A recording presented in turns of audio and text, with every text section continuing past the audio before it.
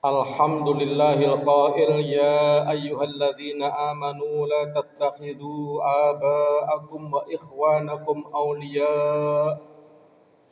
أولياء إن استحبوا الكفر على الإيمان أشهد أن لا إله إلا الله وحده لا شريك له وأشهد أن محمدا عبده ورسوله اللهم صل وسلم على أشرف الأنبياء والمرسلين سيدنا محمد وعلى آله وصحبه أجمعين أما بعد فيا أيها المسلمون أوصيكم وإياي بتقوى الله فقد فاز المتقون واسمعوا ما قال الله تعالى في القرآن الكريم إن أكرمكم عند الله أتقاكم الآية.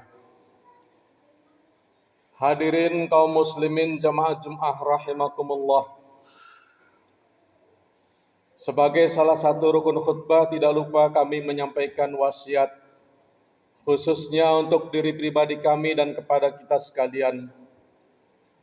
Marilah kita terus berupaya untuk memperbaiki dan meningkatkan ketakwaan kita kepada Allah Subhanahu wa taala. Karena bekal yang terbaik kita terutama dalam rangka menghadapi hari di mana kita akan bertemu dengan Allah Subhanahu wa taala kelak di akhirat adalah takwa. Itulah sebabnya kami mengajak kepada kita semua, mari kita terus berusaha menjalankan segala perintah-perintahnya dan menjauhi segala larangannya. Hadirin kaum muslimin rahimakumullah. Akhir-akhir ini kita disuguhi berita-berita di media sosial ataukah di media elektronik yang ada di Indonesia cukup beragam, dan salah satu yang sedang hangat adalah menjelang pemilihan umum tahun depan yang tidak lama lagi waktunya, artinya tidak cukup 1 tahun lagi. Dan sebelum menyampaikan khutbah ini, saya juga sempat melihat, menonton apa yang disampaikan oleh tokoh-tokoh kita, salah satunya Menteri Agama kita, Bapak Yakut. Beliau menyampaikan bahwa masjid jangan sampai dijadikan kampanye. Dalam artian kampanye praktis,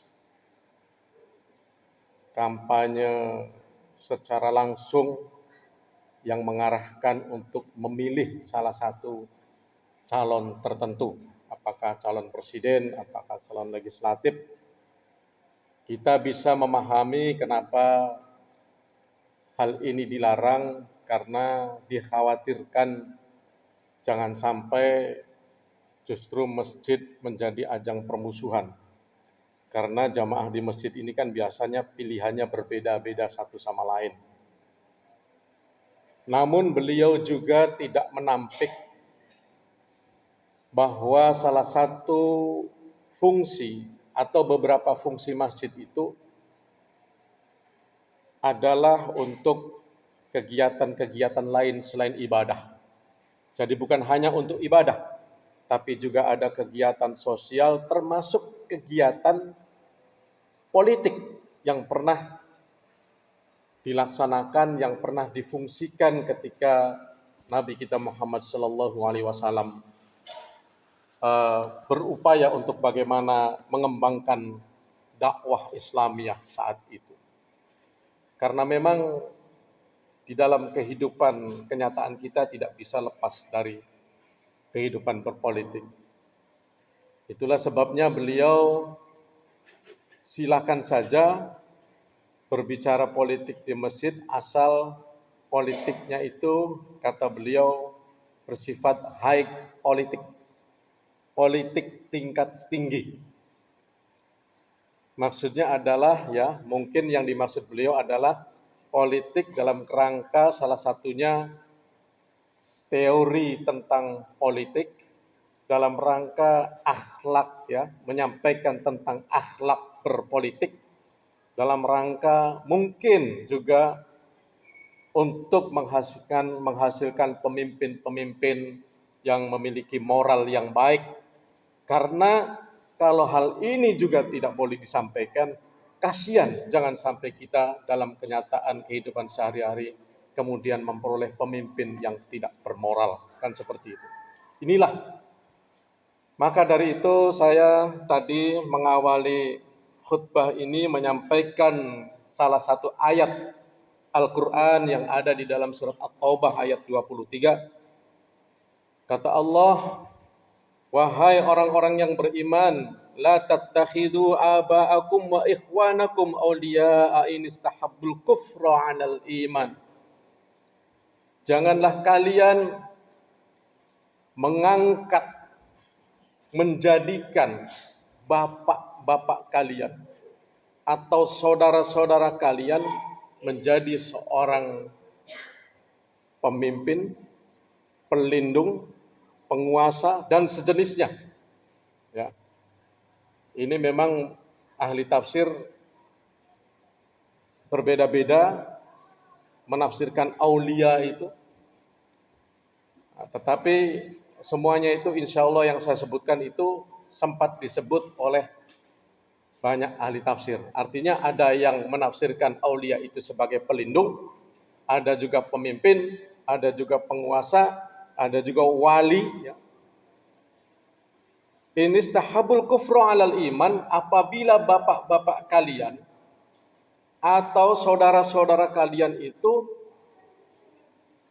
dalam kesehariannya atau punya visi misinya itu lebih cenderung pada kekafiran daripada keimanan.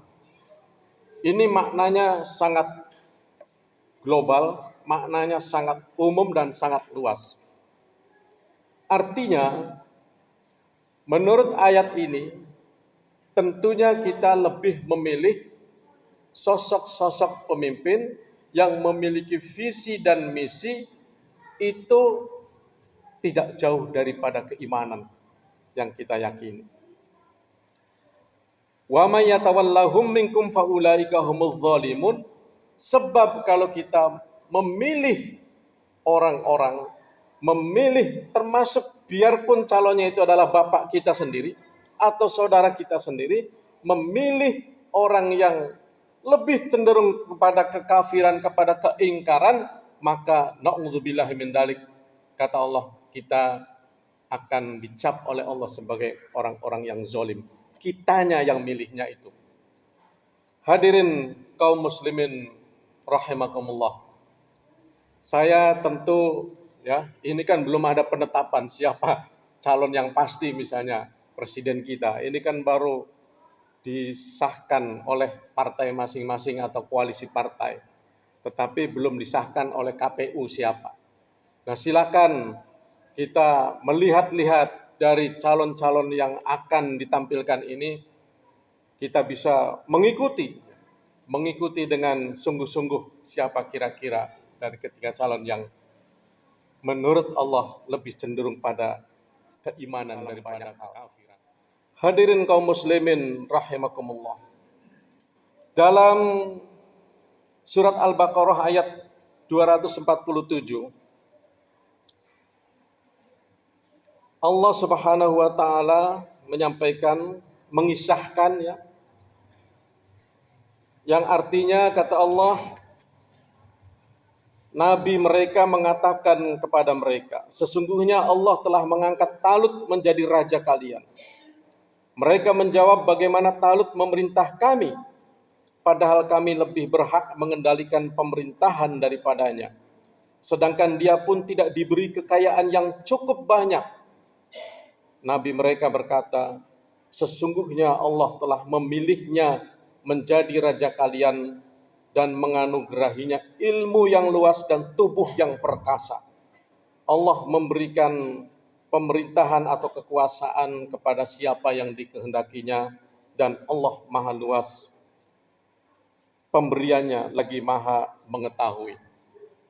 Hadirin kaum muslimin rahimakumullah. Dalam ayat ini ada dua kriteria kenapa Allah memilih Talut sebagai penguasa, yaitu karena Allah menganugerahinya ilmu. Artinya punya ilmunya. Ilmu kepemimpinan secara luas dalam artian dia ketika memimpin, dia tahu apa yang harus dilakukannya. Dia tahu apa yang harus dipecahkan ketika muncul persoalan-persoalan di tengah masyarakat. Dia paham. Itulah ilmu kepemimpinan. Sehingga dalam pengambilan keputusannya tidak salah. Oh, terjadi masalah ini, saya harus apa? Saya harus bagaimana? Itulah ilmu yang harus dimiliki oleh para calon pemimpin. Kemudian keperkasaannya, dalam artian kekuatannya. Dan memang beberapa hadis juga kalau kita pelajari, itu perlu juga. Jadi jangan milih yang klemar-klemer, yang loyo, yang sakit-sakitan. Kalau ada yang sehat, ada yang perkasa, itu juga merupakan salah satu syarat yang perlu dipikirkan oleh kita. Ya, saya lihat insya Allah alhamdulillah ya, kalau melihat perkembangan perpolitikan kita, walaupun belum ditetapkan oleh KPU, tetapi sudah ada penetapan dari partai politik. Ini ketiga calon presiden kita insya Allah semuanya perkasa. Semuanya memiliki fisik yang bagus, sehat. Ya. Tetapi kalau dari segi ilmu, saya kira juga semuanya punya kelebihan masing-masing. Karena memang kita selama ini digiring melalui pendidikan kita di perguruan tinggi, memang digiring pada spesialisasi. Sehingga jarang sekali ada orang yang mempunyai kemampuan yang banyak dalam banyak hal. Yang misalnya dia adalah profesor, doktor, ahli matematika, ahli ekonomi. Ya. Kalau yang tentara yang mungkin ahli dalam keamanan dan sejenisnya. Dan lain sebagainya. Akan tetapi kita juga bisa melihat dari pengalaman yang sudah mereka emban selama ini, dan itu bisa kita ikuti. Hadirin kaum muslimin rahimakumullah. Tentu saja kita juga pernah mempelajari, pernah tahu bahwa sosok ideal yang sebaiknya menjadi pemimpin, kalau bisa usahakan ada 4 sifat yang dimiliki oleh Rasulullah ketika beliau menjalankan kepemimpinannya. 4 sifat tersebut adalah sidik, amanah, tablik, fatonah. Jujur dia, punya integritas, tidak pelin-pelan, tidak mudah dipingpong, tidak mudah ditarik sana, ditarik sini, tidak punya pendirian. Tetapi dia memiliki integritas bahwa saya memimpin dengan visi misi seperti ini yang akan saya lakukan. Dan juga integritas juga menggambarkan kepribadian dirinya yang jujur, yang tidak mudah terjebak pada hal-hal yang merusak nama baiknya, yang merusak kinerjanya dan lain sebagainya. Tablik, transparan. Bahasa organisasi modernnya tablik itu transparan. Bahasa Arabnya menyampaikan. Ya. Jadi memang dilaporkan sebaiknya begitu. Misalnya begini loh hasil pajak negara ratusan triliun digunakan untuk apa? Itu sebaiknya seperti itu. Rakyat harus tahu. Itulah transparansi. Amanah, bisa dipercaya, tidak berkhianat. Biasanya kampanye mereka mengeluarkan janji-janji yang hebat-hebat, yang muluk-muluk. Apakah janji itu akan mereka amalkan, akan mereka lakukan? Fatonah dan cerdas. Ini tidak bisa dianggap remeh, kecerdasan. Dan memang harus memiliki visi misi yang pas, yang sesuai dengan bangsa dan negara kita. Hadirin kaum muslimin rahimakumullah. Itulah beberapa hal. Mudah-mudahan kita ke depan ya. Ini kan orang bilang kembali dari nol, artinya tidak ada incumbent, semuanya calon baru. Mudah-mudahan ke depan kita memiliki pemimpin yang lebih baik dan terus memiliki pemimpin yang semakin baik, semakin baik. Dan kita bisa berikhtiar dengan cara mempelajarinya visi misi mereka. Dan terakhir, jangan lupa usahakan jangan sampai pemilihan kita nanti dikotori oleh kecurangan, oleh money politik. Ini dilarang semua. Aturan Indonesianya juga, aturan KPU-nya juga melarang sebenarnya. Tetapi kita juga sebagai rakyat, sebagai pemilih harus punya sikap mana yang seharusnya saya pilih. Ya, ketika ada hal-hal seperti itu, kita juga harus bijaksana menyikapinya. Sehingga kita tidak mudah terjebak. Wah, ini saja karena dia ngasih uang saya banyak misalnya. Na'udzubillah, karena itu jangan sampai kita masuk ke dalam suap menyuap, walaupun bentuknya suara. Demikian, mudah-mudahan bisa dipahami dan insya Allah berkat ikhtiar kita nanti dan doa kita juga, dan kita juga memohon rahmat kepada Allah Subhanahu wa Ta'ala agar bisa dihadirkan pemimpin yang bisa membawa berkah bagi seluruh rakyat dan bangsa Indonesia. Amin ya rabbal alamin. Barakallahu li wa lakum fil Qur'anil azim wa nafa'ani wa iyyakum bima fihi minal ayati wa dzikril hakim wa taqabbal minni wa minkum tilawatahu innahu